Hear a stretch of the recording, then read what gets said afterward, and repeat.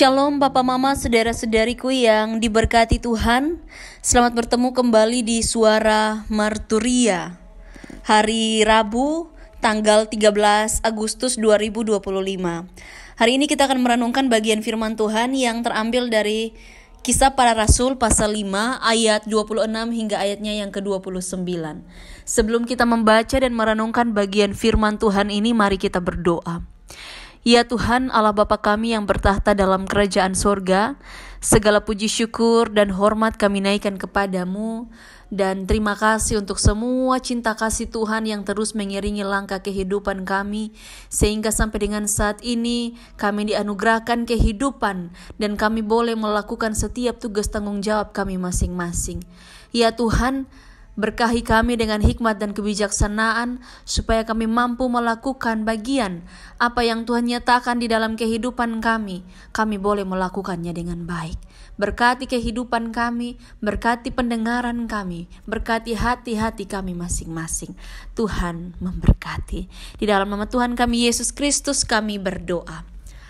Amin. Kisah Para Rasul pasal 5 ayat 26 hingga ayat yang ke-29 di bawah perikop rasul-rasul di hadapan mahkamah agama, nasihat Gamaliel. Maka pergilah kepala pengawal serta orang-orangnya ke bait Allah, lalu mengambil kedua rasul itu, tetapi tidak dengan kekerasan.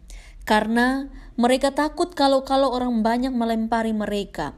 Mereka membawa keduanya dan menghadapkan mereka kepada mahkamah agama.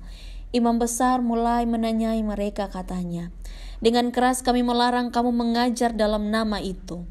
Namun ternyata kamu telah memenuhi Yerusalem dengan ajaranmu, dan kamu hendak menanggungkan darah orang itu kepada kami." Tetapi Petrus dan rasul-rasul itu menjawab, katanya, "Kita harus lebih taat kepada Allah daripada kepada manusia." Demikian jauh pembacaan firman Tuhan. Yang dikatakan berbahagia adalah setiap kita yang tidak hanya membaca firman Tuhan, tapi juga yang mau melakukan firman Tuhan dalam kehidupan kita setiap hari. Bapak Mama saudara-saudariku yang diberkati Tuhan, tema yang menuntun kita adalah civil disobedience. Dan ketika kita membaca, merenungkan bagian firman Tuhan ini, kita akan melihat bagaimana Alkitab menceritakan tentang penangkapan dan pemeriksaan para rasul oleh mahkamah agama Yahudi di Yerusalem. Ketika penangkapan para rasul dan mahkamah agama Yahudi yang dipimpin oleh imam besar memerintahkan para penjaga untuk menangkap para rasul dan membawanya ke hadapan mereka. Namun kemudian para penjaga itu tidak menggunakan kekerasan karena mereka takut akan reaksi keras dari orang banyak yang mendukung para rasul. Kemudian kira-kira apa yang terjadi ketika pemeriksaan para rasul?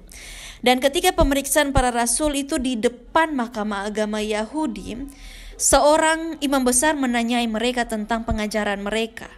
Kenapa sih mereka terus memberitakan tentang Yesus? Dan Rasul Petrus kemudian rasul-rasul yang lain juga mereka bilang bahwa harus taat kepada Tuhan daripada kepada manusia.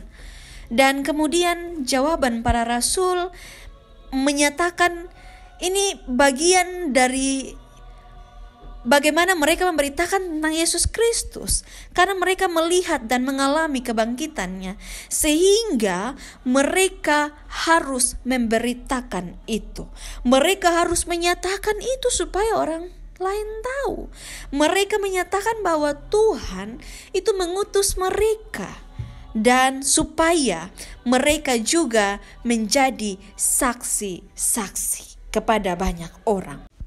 Bapak Mama Saudara yang terkasih dalam Tuhan kita Yesus Kristus, lalu apa poin yang mau kita ambil dari bagian ini?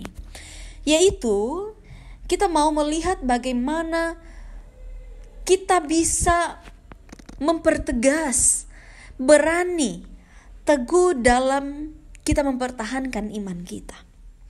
Bagaimana kita menunjukkan kepada orang lain bahwa di tengah ancaman pun, di tengah kesulitan pun, ketika orang bertanya, kita berani bilang bahwa Yesus Kristus adalah Tuhan. Bahwa Tuhan itu lebih penting daripada segala sesuatu termasuk manusia. Dan ketaatan kepada Tuhan tidak boleh lebih daripada yang lain. Karena otoritas Tuhan tentu lebih. Ketika kita diadili, ketika kita dicaci, kita dimaki oleh orang lain, yang kita rasa bahwa itu juga tantangan dalam kehidupan kita.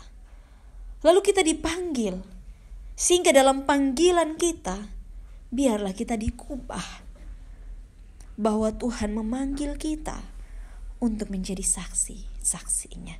Roh Kudus menolong kita dimanapun kita berada. Amin. Ya Tuhan Allah Bapa kami yang bertahta dalam kerajaan sorga, segala puji syukur kami naikkan kepadamu. Terima kasih untuk firman Tuhan yang sudah kami dengarkan.